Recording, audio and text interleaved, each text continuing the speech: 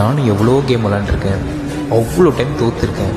But இந்த game விளையாடுறப்ப மட்டும் எத்தனை தடவை தோற்றாலும் திரும்ப விளையாடு விளையாடு விளையாடு தோணிக்கிட்டே இருக்குது. அது ஏன்னு என்னைக்காச்சும் யோசிச்சிருக்கீங்களா? அது ஏன்னா இந்த கேம் நம்ம ஃபீலிங்ஸோடு விளையாடும்.